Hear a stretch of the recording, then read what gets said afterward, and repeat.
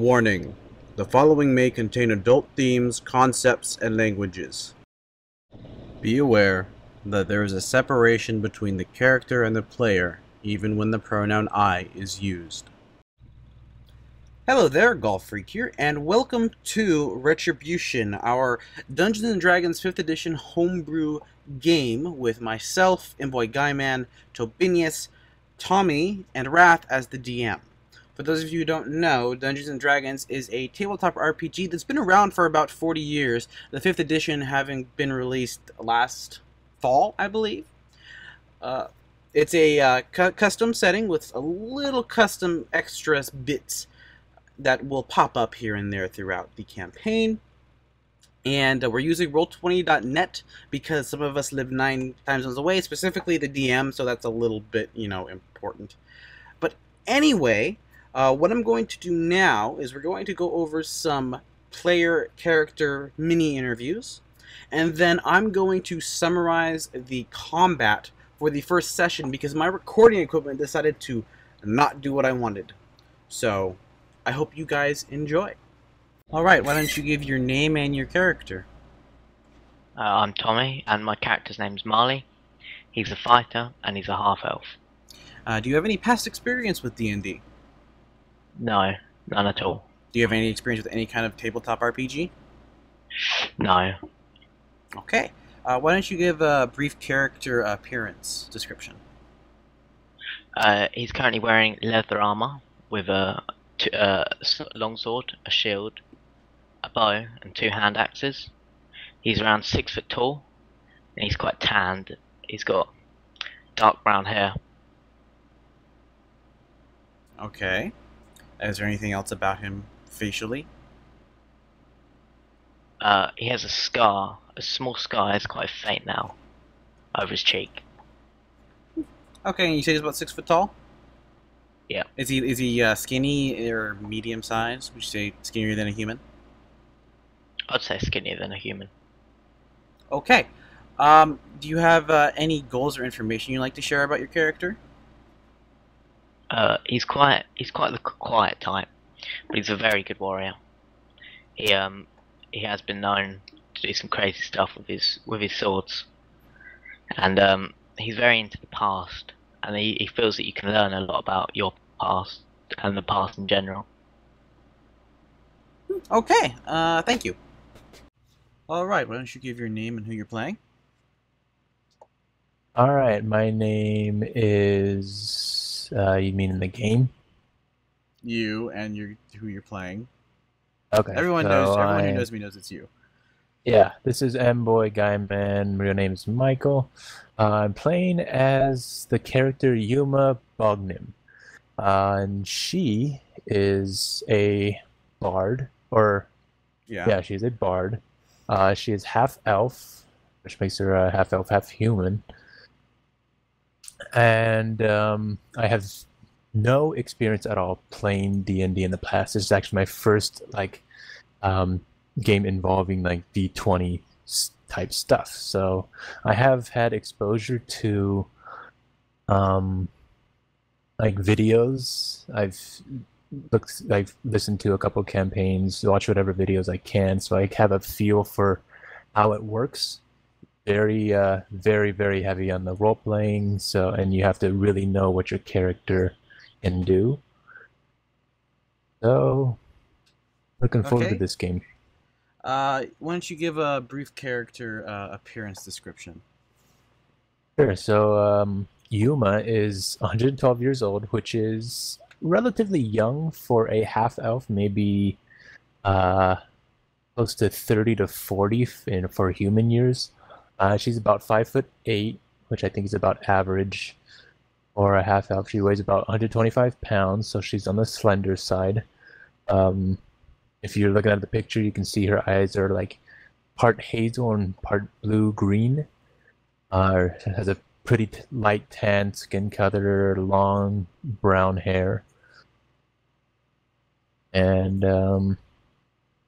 yeah, if you're wondering too, her chest size is between that of an average human and a flat-chested human, so kind of on the slender side. Okay, any goals or personality traits you want to share? Uh, Particularly, one thing that you would need to know about me is that I tend to get a little cocky. My background as an entertainer or a charlatan has um, allowed me to do things, kind of charm people in a sense that, like, I feel like not many people can charm others the way that I do. And so I tend to flatter people a lot. I might make a few extra coins on the side by via people's pockets, if you know what I mean. Besides that, the reason that that I am joining this group is so that I can start exploring, see what's out there. I mean, I've done that as a traveler, but now to do it as kind of a actual like explorer, and maybe find out what happened to my parents. My my mom is probably long gone by now, but my father is might still be out there. But that's a story I will say for later. I call it the incident, and that's something that I'll say for later. Okay, thank you. All right, can you give your name and who you're playing as? Okay, I'm Tobynius, otherwise referred to as Toby, and I'll be playing Tyraneus. And what race and class is he? He's a half-elf, druid, with an outlander background. Okay. Do you have any experience playing D&D or any other tabletop RPG before? Yeah, about 25 years ago, I played the original Dungeons and Dragons, and then I think we played with the second edition as well. I also played some Star Trek RPG kind of game like this. I think there was I forget what it was called, but it was sort of like after some sort of annihilation to the planet, and it had modern day weapons and stuff. It was kind of interesting, but I didn't play that too much. Okay, I've provided a picture of your character for the video. Do you mind giving a brief description of his appearance, including maybe like what he's currently wearing? Well, he's a druid, so he's wearing just nothing fancy. He's got their armor, not new. Um, as you can see in his appearance, he's got white hair and dark skin. He's not. I forget the name of the dark elves. The Drow. Yeah, he's not Drow, but clearly he's got Drow. Something in his family from that perspective. He's got a scar on his left cheek caused by what was it? It was a battle with an animal. I don't have it written here. I think it was a bear. And he's got a tooth around his neck on a necklace from a trophy. Otherwise, not much is known about him. He's searching for someone. Okay, so that's about all you want to share about your character? No, any other goals or personality traits that you'd be willing to share?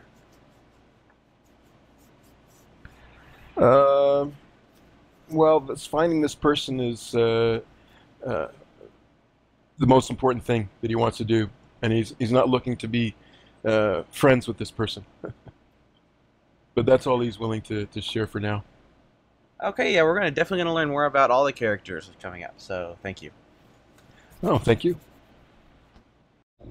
I, Golf Freak, will be playing Drake, the High Elf, question mark. He's a little shrouded in mystery, level 1 fighter. I previously have no experience with tabletop RPGs, much less Dungeons & Dragons, but I am not completely oblivious to it, I guess you could say. I've watched many series of it and am quite fluent in the player handbook, as I've read it multiple times, being that we were delayed an entire month before we started. But anyway, back to Drake. So, His appearance, as you should see by the representation, which is not him, it's just a representation. He has black hair, silver eyes. He has bronze skin with a slightly gold tinge. Now, aside from his skin color, which you can barely see when he is fully dressed in his armor, it is not very obvious that he is an elf, and the reason for this is because he is extremely well built.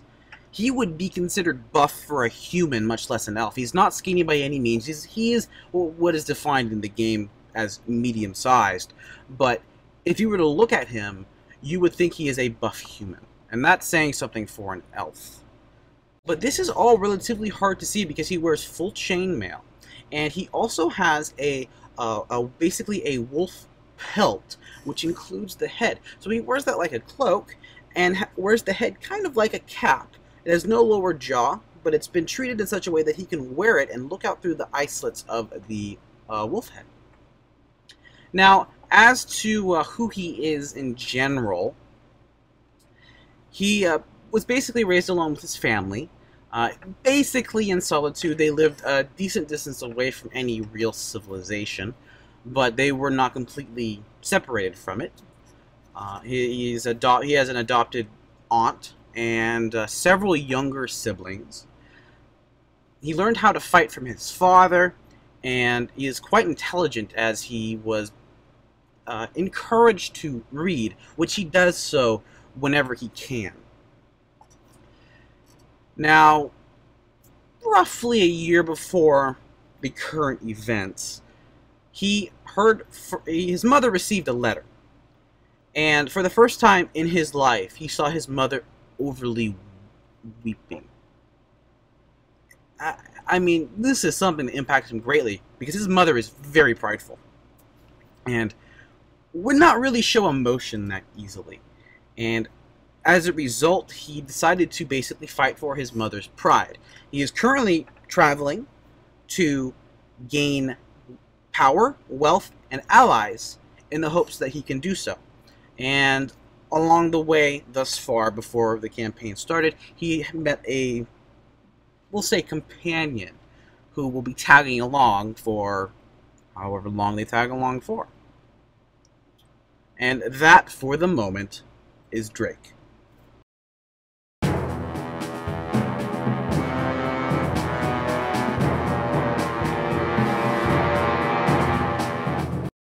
So now I'm going to go over what transpired in the first session, as once again, the video and audio was basically corrupted. I will add stills later to help tell the story, but for the moment, I have no visual representation. I will be telling this from basically Drake's point of view in the third person until we gather as a group, which will be very shortly, but I will most likely confuse Drake and I, as I'm used to actually writing in the first person. So, old habits die hard. But I digress. Drake is walking along inside a town. Now, it's a town, not a city. It's sparsely populated, and as he's walking, fully decked out in his armor, one of the local guards calls out to him and asks him if he's interested in a job to make some gold. Now, since this is basically what he's out to do, Drake agrees. He is led to the local guard outpost, or barracks, and there he is brought to the guard militia captain or leader, and there he finds 3 other individuals, all of which appear to be elven in some regard. Now, the captain speaks up, and he says, "We have a problem. Down in the crypts, the undead are walking because a portal has opened. Now, I have a scroll that can close that portal. So what I need is for some men, which I cannot spare, to go down there and seal the portal with this scroll." After hearing more about this, the 4 of them agree. When asked about their compensation, one of them says something about 100 gold in a party, which gets a snicker or two. And it's a joke. And the reward will be 25 gold. Seeing this as being reasonable, not really certain as to what's coming, or having anything really come before it, and not really being a good barterer. Drake accepts, as do the other people, as they seem to accept this as well. So, the four of them enter the crypt, and the first thing that enters their nose is the smell of rotting flesh. And it's not old, it's relatively new. And this smell only intensifies when the big door closes and gets locked shut. Now, Drake thinks the best thing to do for the moment is to light the main room that they've all entered with the torches, which he does. And seeing as he is fully aware that stealth is not his forte, he recommends that someone who is confident in their stealthing do so. So Yuma is the most confident in her stealthing, so she goes around and basically goes on ahead, as do the other two. However, the other two fail pretty bad. In fact, even Drake is surprised that he did better than they did stealthing, which is saying something. In game terms, Drake would have disadvantage because he wears heavy armor, meaning he has to roll 2 dice and take the lower of the 2. Now, their stealthing did not go unnoticed. They began to hear shuffling in a nearby corridor. Yuma, still stealthed, peeks around and sees 2 zombies shuffling towards them. She makes her way back and informs the group, and they basically all prepare to engage the enemy. Now, the corridor is relatively small, so it's going to be kind of problematic for them to do anything. But the first zombie basically makes his way out of the corridor, and in this case, hopefully by now I've put up the thing, he'd be where Drake currently is. You can kind of see the X there. And as a result, initiative was rolled, and initiative in this game basically means who gets to act, the order in which they act. Drake rolled really well. In fact, 3 of our group rolled 18 total, which is saying something, especially for Drake, because he has a -1 to dexterity, which basically means he rolls a 20-sided die and subtracts 1 from that total to get his initiative, making his stealthing all the more impressive, as stealthing is also dexterity. So they fairly easily defeat this first one, and it falls. Now, there's a second one coming down the corridor, and as it does so, Drake goes, "I got this." He goes out, and he goes in front of the corridor, and it basically begins to solo this zombie. And because of the cord, even though they technically have diagonal movement, unless they can basically move up one, that space is not free, they cannot do anything diagonally, attack or otherwise. As a result, he basically takes on this zombie single-handed. Now, about when this happens, 2 more zombies come from the lower corridor and begin to make their way up. So, Tyraneus casts Entangle, which will be represented by a green square, and that causes the zombies to need to make a strength check, and if they don't, they get entangled. They cannot move, they cannot attack. As an action, which would basically be their attack, they can try to break through with a strength check. Neither of them do. In fact, neither of them do for basically its entirety. Now, as Drake's taking on this single zombie, the 3 others are taking on the other 2, but because the other 2 can't move or attack, they basically just start wailing at them.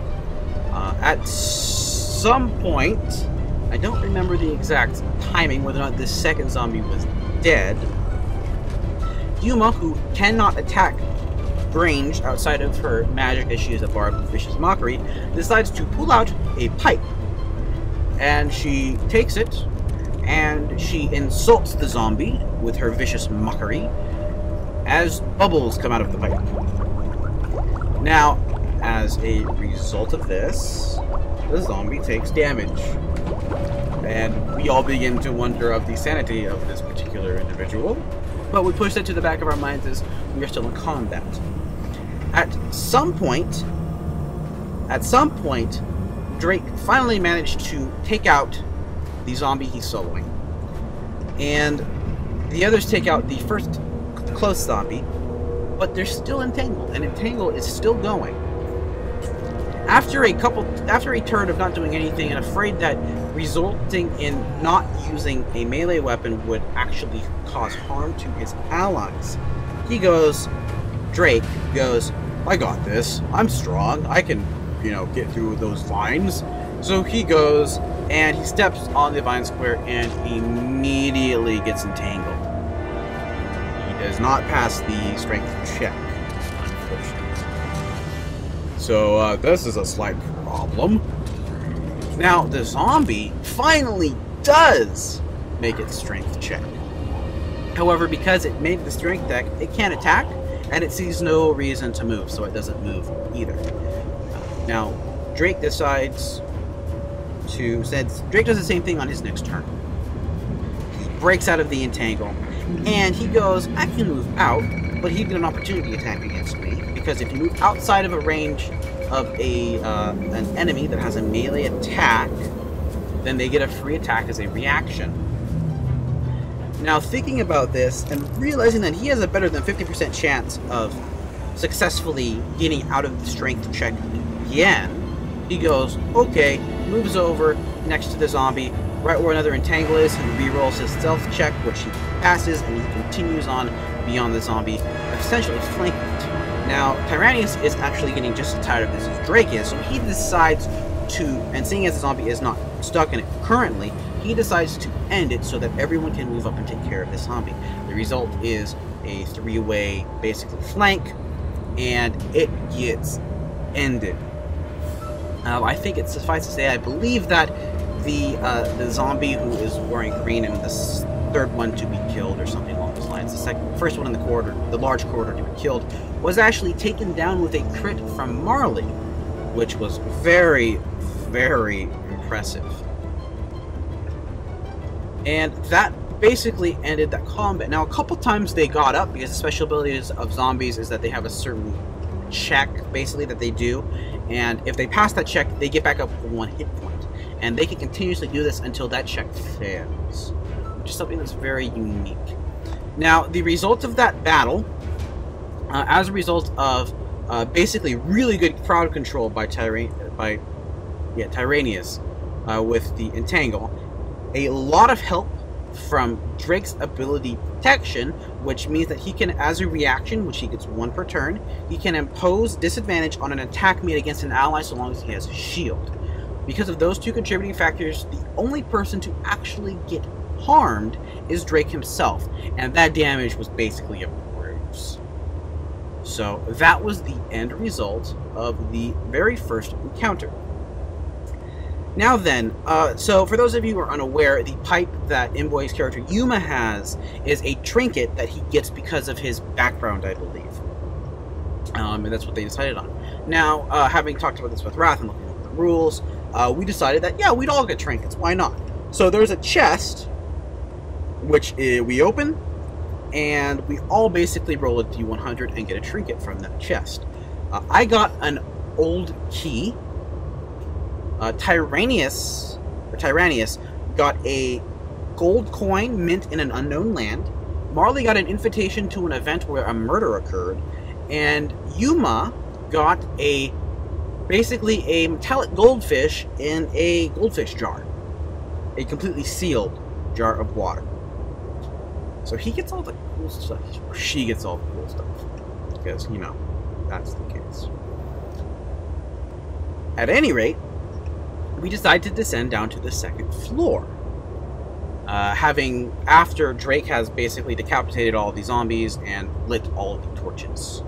Because he is kind of OCD. I wonder who he gets that from.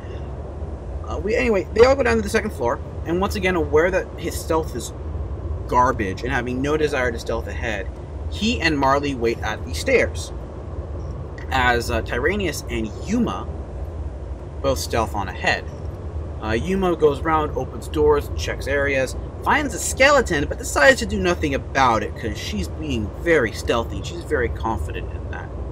And she continues to open doors until one door opens with just a little too much noise. Enough that the skeleton, who is basically wandering around, turns around, looks directly at Tyraneus, but doesn't see him because he's successfully stealthed. Goes back up towards the door. Now, something has occurred, and based on their positions, Tyraneus is basically aware that there are more enemies nearby. Yuma doesn't, and Marley and Drake certainly don't know. They're both basically waiting for the sounds of battle to go charging in. So, as Tyraneus is stealthing, he makes a bit of a noise. The skeleton immediately turns around and looks straight at him and sees him, and then charges, and they roll initiative. Now, Marley and Drake, because they're so far away, they don't get to act this first round. Yuma rolls really well, gets first in the initiative. Skeleton rolls decent, goes second. Tyraneus rolls terribly. He gets a critical fail. Now, a 1 is a critical fail, and a 20 is a critical. Nat 20. Now, what basically happens, and there is some debate with the GM, is that a nat fail is always terrible. In the initiative's case, it would be that you act next turn. In attack, it's always a miss. In fact, something bad can happen depending on the circumstances. And the same basically happens with a skill check. So, he can't act this turn because he rolls a natural 1. The skeleton sees him. Yuma withholds her action to attack the skeleton as soon as it moves next to where they are, so that she can get a stealth attack for advantage, hoping that she'd either get a crit or that she just ensures that she hits. It runs up, he rolls his attack, he gets a decent attack off, but it's not the best. It's kind of scrapes some ribs, since she has a rapier. The next thing that happens, the skeleton rolls a natural 20. Now in attack terms, that A always hits, and B, you double the amount of dice you have, then add your modifiers. The skeleton rolled 10 damage against Tyraneus. Or Tyraneus. Tyraneus has 9 hit points. So he gets 1 hit and goes down. And the way that this was described is that the back of the axe smacks across his head, knocking him unconscious. Now, that happened in one go, and he had no chance to react. He was so surprised that the stealth failed. Upon hearing this, Drake and Marley both dash in. And they roll fairly well in their initiative, so they get to go. Unfortunately, they're too far away to successfully make their way to attack this skeleton. As a result, Drake drags Tyraneus' limp body and gets away and basically is protecting him from the skeleton.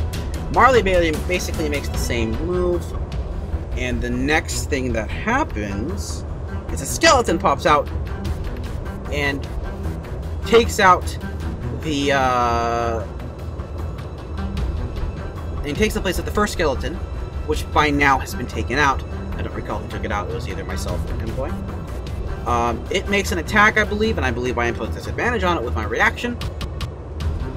And now, or it got completely taken out. I don't recall. I believe it moved all the way over there. That was very interesting. Anyway, the first one died. The second one showed up. It died fairly quickly to Yuma and Drake. They both attacked and killed it before it could do anything else. And then the third one showed up next to Marley. Marley. So this is what happened in terms of, not in real time, but in game time. Marley rolled a crit against this, and it attacked first. I imposed disadvantage. This is another turn, and apparently really helped him and caused the skeleton to miss. So basically, this is what transpired. The skeleton was charging forward towards Marley. Marley took a quick look at it, raised his sword, and his sword went through the skeleton's head as the axe of the skeleton came falling down towards him, only to meet Drake's shield, which he thrust up in the nick of time to defend Marley, thus ending the second encounter. And that is basically where we left off. There were a bunch of chests nearby which basically hold materials for the crypt, which we decided were not worth it and would basically be stealing, so we let those be. And that, more or less, is the result of our first session, and I can't believe I did that in one go. How long is that? About 20 minutes? Okay, so with the character introductions, this will be probably the first video. And I'm sorry that we don't have the video for the first session. Hopefully I'll remember to double check, make sure everything's working. We are having a ton of fun doing this. I'm going to take my time and edit the music in, as I hopefully remembered to do for this video, adding a little bit of a dramatic flair. And I hope you guys all enjoy. Thank you all very much for watching, and God bless.